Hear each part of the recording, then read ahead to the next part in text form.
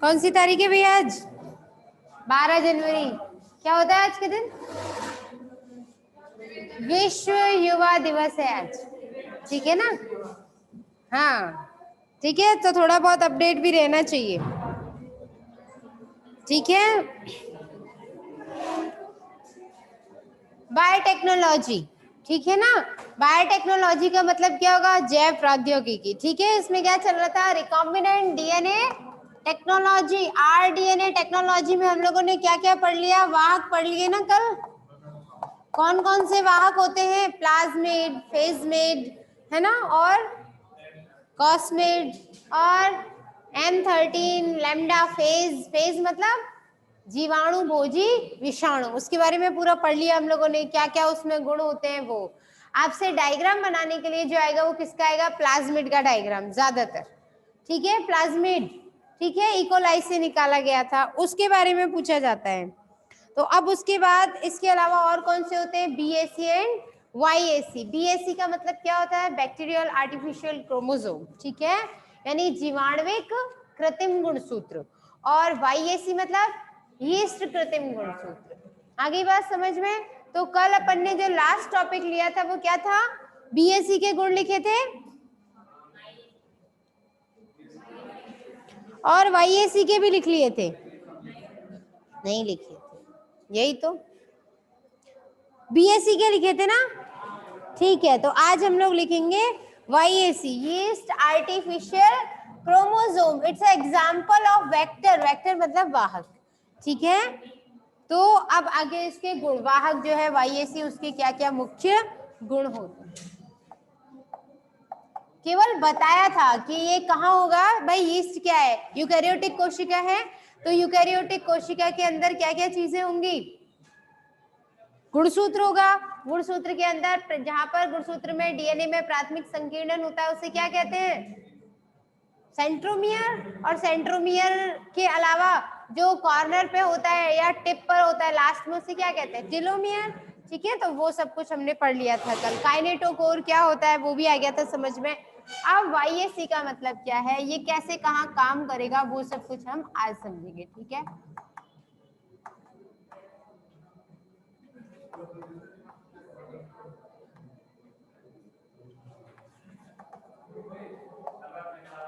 इसके मुख्य गुण क्या होते हैं, ठीक है ना?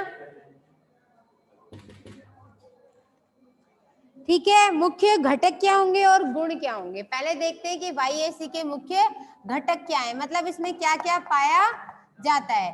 तो पहली बात, इसमें क्या पाया जाएगा? सेंट्रोमियर, इसके अलावा टेलोमियर, ठीक है। तो जो सेंट्रोमियर जीन होती है उसको क्या बोलेंगे? CEN से डिनोट करते हैं, CEN। और टेलोमियर TEL, TEL। इसके अलावा इसमें क्या होता है? स्वायत्त प्रतिलिपि अनुक्रम, यानी ARS, ऑटोनोमस रेप्लिकेटिंग सीक्वेंस।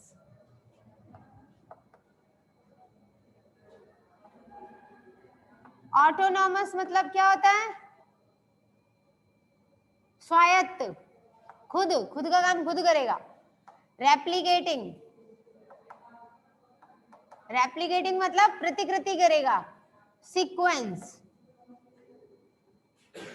तो उसे क्या बोलेंगे? Same, autonomous replicating sequence.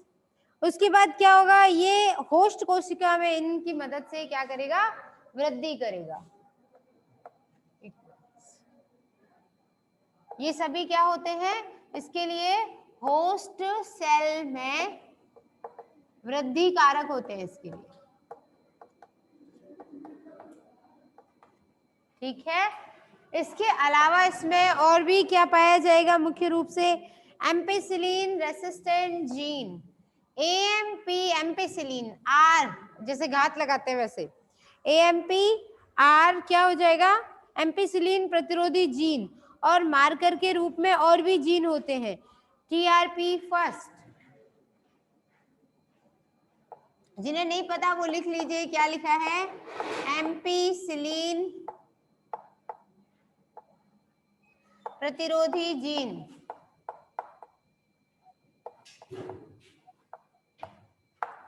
इसके अलावा टीआरपी फर्स्ट,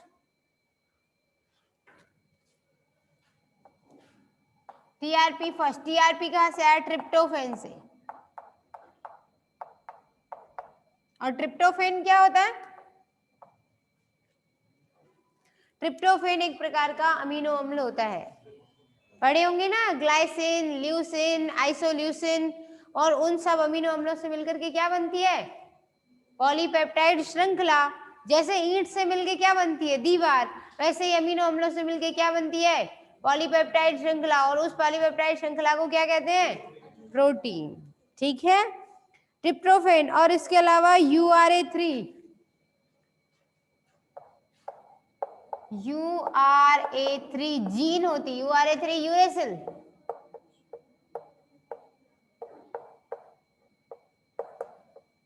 ठीक है ना। और इसके अलावा इसमें क्या होगा, प्रतिबंधित enzyme EcoR first and Bam H first के लिए इसमें क्या होगा, आइडेंटिफिकेशन को क्या कहते हैं, पहचान स्थल होंगे।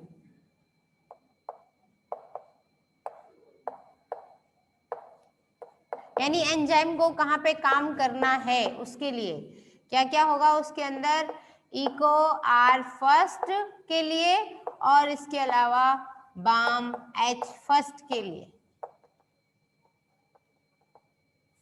ये सॉरी, ये क्या करते हैं, पहचान स्थल की तरह काम करते हैं, किसके लिए, एंजाइम के लिए।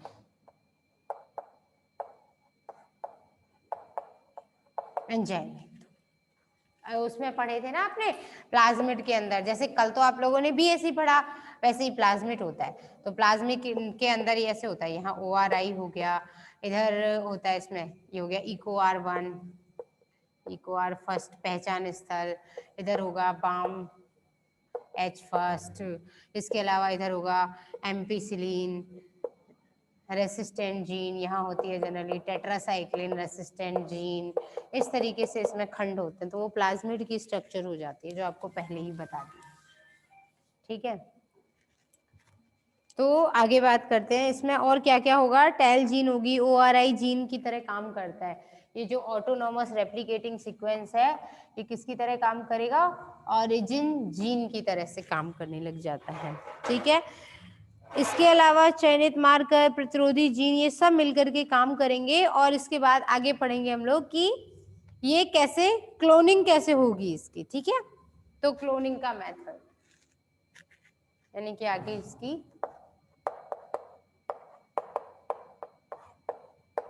क्लोनिंग विधि। क्लोनिंग का मतलब क्या है, अपने जैसे बहुत सारी कॉपी बनाएगा, डबल ट्रिपल ऐसे करके, है ना, तो उसे क्लोनिंग मेथड बोलते हैं। इसमें क्या होता है, YAC विदेशी DNA को बाम H थर्ड की वजह से पहचानता है, उपचारित करने पर लाइगेज एंजाइम की सहायता से जोड़ दिया जाता है। ठीक है ना, क्या करेगा, एंजाइम आया है इसमें, ठीक है, वो एंजाइम क्या करेगा, इनमें से कोई सा भी मिल जाए, फर्स्ट मिले या थर्ड मिले, ठीक है, फर्स्ट भी हो सकता है और यहाँ थर्ड भी हो सकता है। तो जनरली ये किसकी वजह से पहचानता है, EcoR फर्स्ट और या बाम H थर्ड पोजीशन पर क्या करेगा, एंजाइम पहचानता है, पहचान करके कट लगाता है। और कट लगाने के बाद क्या हो जाएगा, लाइगेज एंजाइम की सहायता से किसको किसको किसमें जोड़ रहे हैं,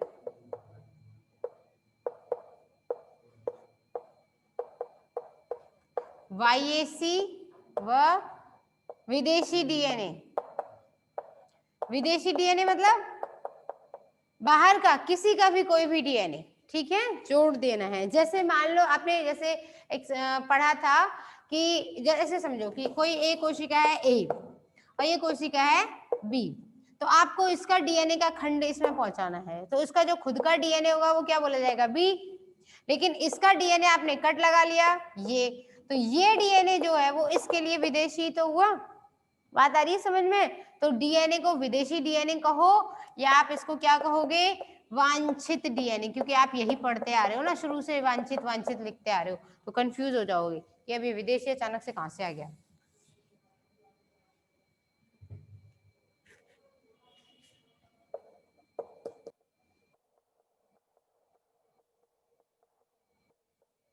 उसको जोड़ दिया जाता है, ठीक है। तो इतना तो क्लियर हो गया, समझ में आ गया। और इसमें क्या होगा भाई, बार बार रेप्लिकेशन करवाना है ना। अच्छा, एक खास बात जो इसकी पहचान होती है, इसमें ये है लाल रंग हो जाएगा ना जहां, वहां पता चल जाएगा कि युग्मन हो गया है।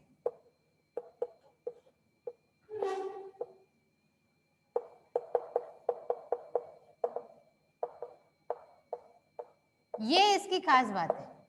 आरडीएनए अब कौन सा बोला जाएगा, जब वांछित डीएनए और वाईएसी जुड़ जाते हैं तो उसे क्या बोलेंगे हम, रिकॉम्बिनेंट डीएनए, ठीक है। छोटी सी बात है भाई, देखो फिर से समझ लो, ये था ए और ये कोशिका थी बी, ठीक है। आपको क्या करना है, इसका डीएनए काट लिया आपने, काट लिया, इसके डीएनए के साथ आपको मर्ज करना है। तो जब आपने इस वांछित डीएनए को किसी भी वेक्टर के साथ ऐड कर दिया, जोड़ दिया, है ना, तो यहाँ पर क्या है, वांछित डीएनए, और यहाँ पर क्या है, ये वाहक डीएनए, ठीक है ना। अब वाहक कोई सा भी हो, वाईएसी हो, बीएसी हो, कोई भी हो, वांछित डीएनए और वाहक डीएनए को जब जोड़ देते हैं तो ये डीएनए क्या बोला जाता है, आर डीएनए। अगली बात समझ में। अब इस डीएनए को कैसे पहचानेंगे, जुड़ गया है या नहीं, ठीक है। अगर आपको पेट्री डिश में या टेस्ट ट्यूब में, आप जिसमें भी एक्सपेरिमेंट कर रहे हो, रेड कलर दिखाई दे रहा है, इट मींस एडेड, जुड़ गया है। अगर सफेद रंग की कॉलोनी दिखाई देती है तो इसका मतलब नहीं जुड़ा है। आगे बात समझ में, ये है सीधी सी कहानी, ये है, ये इसका स्पेशल फैक्टर हो गया, ठीक है। लाल रंग से पहचान की जाती है कि जुड़ गया। अच्छा, लाल के अलावा सफेद, अगर सफेद है तो इसका मतलब क्या है, नहीं जुड़ा है, सफेद रंग न जुड़ने का पर्याय है।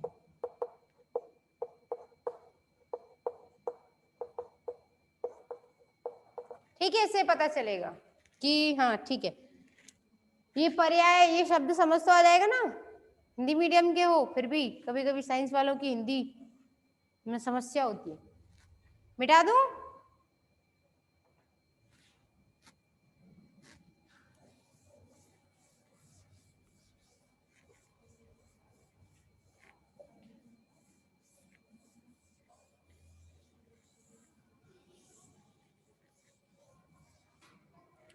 वाईएसी बीएससी, आगे बात कर दे। Phage artificial chromosome, phage artificial chromosome का मतलब क्या होगा, जनरली ये क्या किया जाता है, शाइजेला का शेप लिया जाता है और इकोलाई पर जीवाणु भोजन करता है और उसके बाद क्या हो जाएगा, जीनोम निकाल करके उसका फेज कृत्रिम यानी कि फेज आर्टिफिशियल क्रोमोसोम भी बनाया जाता है, ठीक है।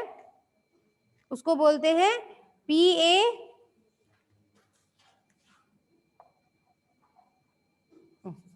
सॉरी,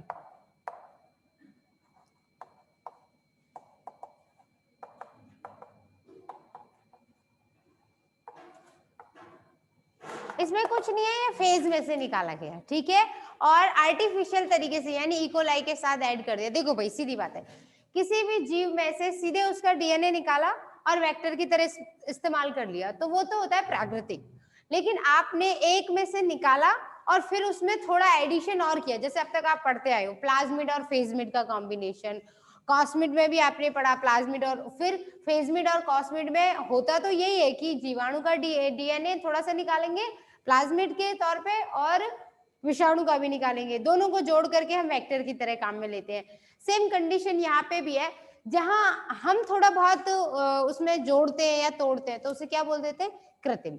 यीस्ट में से निकाल करके जोड़ा तो उसे क्या बोल दिया, यीस्ट। बैक्टीरिया में से निकाला तो बैक्टीरियल आर्टिफिशियल, ये फेज में से निकाल के जोड़ तोड़ के, ठीक है ना। इनके बारे में बहुत ज्यादा डिटेल में आप लोग उससे नहीं पूछ जाएगा बीएससी सेकेंडरी, ठीक है। तो उसके बाद आगे आता है ह्यूमन आर्टिफिशियल क्रोमोसोम, ठीक है। फेज में थोड़ा सा लिखवा देती हूँ आपको एक लाइन कि इसमें होगा क्या, खास बात यह है कि फेज इकोलाई तथा साइजेला पर जीवाणु भोजन करता है। ठीक है, 2 जीवाणु लिए जाते हैं, यानी कि P1 फेज विषाणु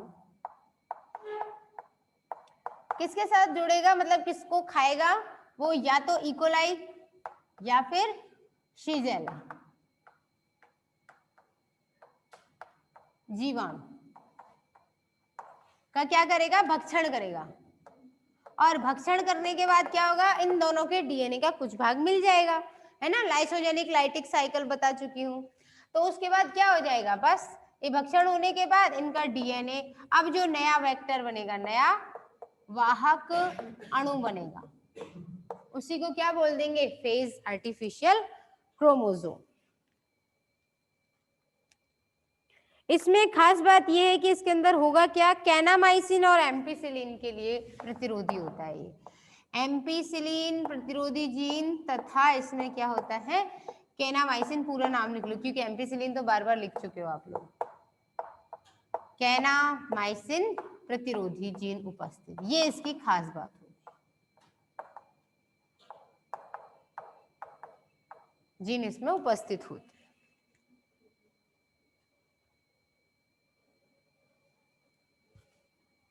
ठीक है, तो इसको कई बार क्या बोलते हैं, PAC फेज आर्टिफिशियल क्रोमोसोम। और इसके लिए एक रिकॉम्बिनेशन स्थल और होता है इसमें, लॉक्स P। लॉक्स P क्या होता है इसमें, एक रिकॉम्बिनेशन या इसको बोलेंगे पुनर्योजन स्थल पाया जाता है। बस आगे बात करते हैं human artificial chromosome.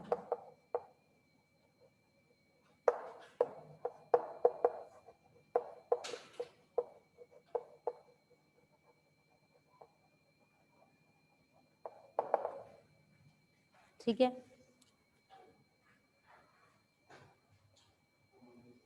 Human artificial chromosome के अंतर्गत क्या होगा, लगभग 22,000 जीन पाई जाती है ह्यूमन जीनोम के अंदर, जिनमें से 5% जो है वो जीनोम का मुख्य भाग बनाती है, बाकी ह्यूमन कार्यकी वगैरह में काम में आ जाएगी। ठीक है, तो आनुवंशिक सूचना तो अपने भी डीएनए में होती है मनुष्य में। इसकी खास बात क्या है, इसमें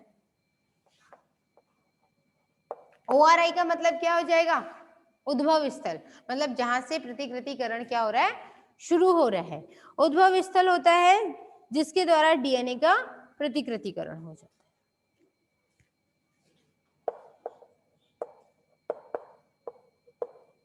है। एक पहली बात, दूसरी चीज इसमें क्या होगा, सेंट्रोमियर पाया जाएगा जिसके द्वारा कोशिका विभाजन और गुणसूत्र का पृथक्करण हो जाएगा। क्या होगा इसमें, सेंट्रोमियर उपस्थित होगा, वही YAC से थोड़ा मिलता जुलता। टेलोमियर पाया जाएगा। ठीक है, और ये किसने रिसर्च किसने की थी, सबसे पहले जो थे ओकाजाकी। वही ओकाजाकी फ्रेगमेंट जो पढ़ते हैं आप लोग, टेलोमियर भी उपस्थित होगा। और ये सब खोज किसने की है, रिसर्च किसने की है, ओकाजाकी साहब ने। कौन थे, जापान के वैज्ञानिक थे, है ना। कहाँ नाम आता है इनका, जब डीएनए का प्रतिकृतिकरण होता है ना, तो ये स्ट्रेन खुल गया। अब होगा क्या, एक स्ट्रेन पर तो क्या होगा, ये टुकड़ों में ऐसे बनेगा, है ना, तो और दूसरी तरफ सीधे बनता चला जाएगा। ठीक है, हमेशा 5 से 3 की दिशा में ही बनता है, यानी कि इधर 5 होगा, इधर 3 होगा, इधर 3 होगा, इधर 5 होगा। तो यहाँ पर होता क्या है, डीएनए पॉलीमरेज को 3' पर OH- फ्री कंडीशन में नहीं मिलता है, इसलिए टुकड़ों में बनता है। इन टुकड़ों को ही क्या कहते हैं, ओकाजाकी खंड। ठीक है ना, तो वो रेप्लिकेशन तो आपको पहले ही करवाया जा चुका है। ठीक है,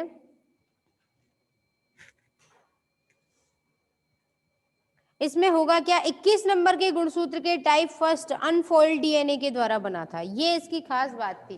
कौन से नंबर के, 21वें गुणसूत्र, कैसे बनाया गया था ये, सबसे पहले ओकाजाकी साहब ने जो बनाया, 21वें गुणसूत्र के टाइप फर्स्ट,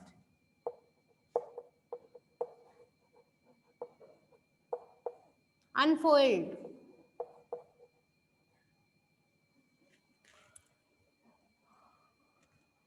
सॉरी एल्फॉइड है वो, वही तो, अनफोल्ड तो हो कैसे सकता है, अल्फॉइड जो खंड था उससे बनाया गया था।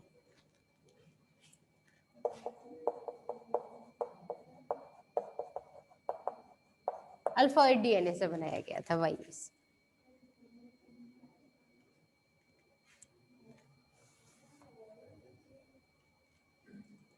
ठीक है, वाईएसी। और इसके अलावा इसमें होता क्या है, एल्फॉइड डीएनए होता क्या है ये समझ लीजिए। एल्फॉइड डीएनए का दूसरा नाम क्या होता है, सैटेलाइट डीएनए। ये आप लोगों ने पढ़ा होगा, क्या बोलेंगे इसको, सैटेलाइट डीएनए। ठीक है, ऊपर लिखना था, चलो अगली बार ध्यान रखेंगे, ठीक है ना। इसको एल्फॉइड डीएनए को सैटेलाइट डीएनए भी कहते हैं। ठीक है, इसका सबसे ज्यादा विश्वसनीय रूप से प्रयोग किया जाता है, और कहाँ प्रयोग किया जाता है इसका, जीन थेरेपी में। कहाँ प्रयोग किया जाता है, जीन थेरेपी। जीन थेरेपी पता होगी, जीन थेरेपी सबसे पहले एक छोटी सी बच्ची की गई थी, 4 साल की एक बच्ची थी। ठीक है, उसके बैकबोन में प्रॉब्लम था। ठीक, होता क्या है देखो, ट्रांस एसिटाइलेज डीएमिनेज एक एंजाइम होता है जो उसकी बॉडी में नहीं बन पाता था। तो नहीं बनने की वजह से उसकी आरबीसी वगैरह प्रॉपर नहीं बन पाती थी, तो उसके भाई की बॉडी से निकाल करके वो एंजाइम लिया गया। दूसरी चीज, और भी इस तरीके के कई प्रयोग किए गए, औरों में भी ये कामयाब हुई। सबसे पहला जो सफल प्रयोग देखने को मिला था वो एक 4 साल की छोटी सी बच्ची थी, उसके अंदर वो डीएमिनेज एंजाइम डाला गया था, और उसके बाद फिर उसकी बॉडी ने ठीक से आरबीसी वगैरह बनाना शुरू कर दिया, और वो आज भी तरीके से सर्वाइव कर रही है। आई बात समझ। यानी कि जैसे आपको पता होगा, कभी कभी कोई जीन थेरेपी का मतलब यह है, जीन करती क्या है, प्रोटीन बनाएगी ना भाई। डीएनए का एक फंक्शनल टुकड़ा क्या बोला जाता है, जीन। अब वो जीन आरएनए बनाएगी और आरएनए से प्रोटीन बनेगी। किसी के अंदर वो जीन ही नहीं है, तो बार बार क्या होता था कि ऐसे मनुष्यों को क्या करना पड़ता था, बार बार इंजेक्शन लगवाने पड़ते थे उस प्रोटीन के। तो वैज्ञानिकों ने, डॉक्टर्स ने सोचा कि भाई ऐसे कब तक ये जिंदगी जिएंगे कि बार बार इंजेक्शन लगवा रहे, ये तो रोज चाहिए कुछ चीजें तो, है ना। तो इसलिए क्यों ना ऐसा डीएनए का वो टुकड़ा ही डाल दिया जाए उसके अंदर कि वो पूरी तरीके से खुद ही उसकी बॉडी बनाना शुरू कर दे प्रोटीन। ठीक है ना, तो वहां होता है, उसे बोलते हैं जीन थेरेपी। उसमें ये वाईएसी सबसे ज्यादा इंपॉर्टेंट ये काम में आता है। ठीक है, ये बात याद रख लेना। ठीक है, अपने जितना भी जीनोम है ना, उसका टोटल देखो भाई, 95% तो वैसे ही कार्य की भौतिक इधर उधर के काम काज में ही खर्च हो जाता है। 5% है जो वाईएसी के तौर पे काम में लिया जा सकता है। ठीक है ना, जिसको डुप्लीकेट करके, मतलब रेप्लिकेशन करेंगे, उसको डबल कॉपी बनाएंगे, फिर किसी के शरीर में डाल करके उसके डीएनए के साथ जोड़ देंगे, तो फिर उसकी बॉडी में क्या होगा, सीधे सीधे चेंजेस आने लग जाएंगे। एक वर्ड आपने सुना होगा, देखो भाई, इसके लिए ना क्या होता है, कुछ एथिकल प्रॉब्लम्स होती है। एथिकल प्रॉब्लम मतलब मानव मूल्यों के लिए थोड़ा सा टेंशन रहती है, इसलिए पूरी तरीके से नहीं कर पाते। नहीं तो आपने सुना होगा टेस्ट ट्यूब बेबी, सुना है,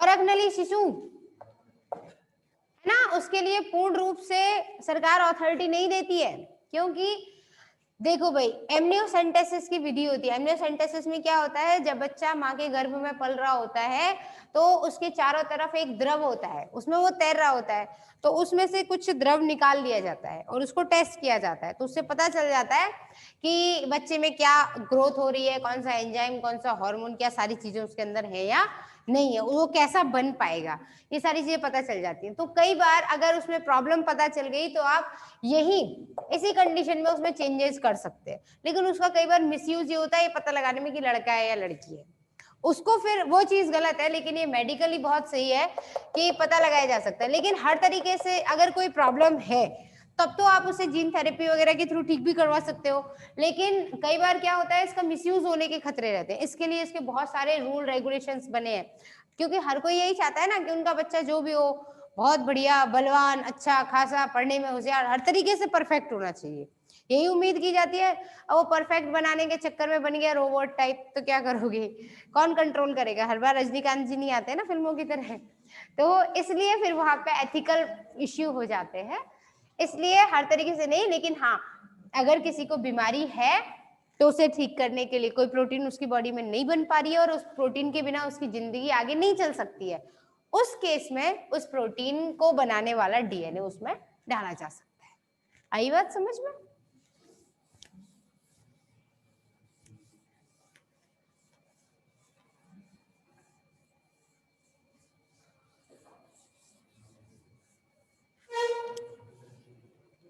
आगे, क्योंकि आपके लास्ट जो यूनिट है ना उसमें यही है कि रिकॉम्बिनेंट डीएनए टेक्नोलॉजी, बायोटेक्नोलॉजी, इसका कहाँ कहाँ कैसे कैसे प्रयोग कर सकते हैं, क्योंकि आपको तो सब कुछ सिखा दिया है ना, थ्योरेटिकली सब कुछ सिखा दिया गया, प्रैक्टिकल से स्टार्ट होते हैं तब आपको प्रैक्टिकली भी सिखा दिया जाता है कैसे कर्तोतक वगैरह कैलस वगैरह बनते हैं, सब चीज है ना।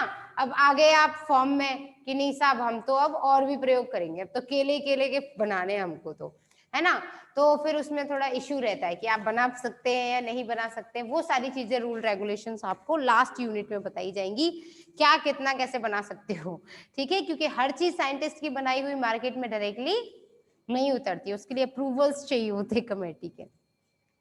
आप सोचोगे नहीं भाई हम तो घर में ही केले बनाएंगे और बेचेंगे यही, ऐसा नहीं हो सकता, ठीक है। जीवाणु कोशिका में वाहक वगैरह की स्थापना होने के बाद क्या होगा, डीएनए का गुणन या डीएनए की क्लोनिंग, ठीक है, अगला स्टेप आ जाता है। अब देखो भाई हमने आरडीएनए बना लिया, वाहक डीएनए के साथ वांछित डीएनए जोड़ दिया, तो हमारा आरडीएनए तो बन गया। अब क्या होगा, उस डीएनए की क्या करनी है हमें, आरडीएनए की क्या करनी है, क्लोनिंग करनी है ना। तो क्लोनिंग करने के लिए क्या होगा, क्लोनिंग करने के लिए किसी न किसी पोषक कोशिका में उसे डालना पड़ेगा,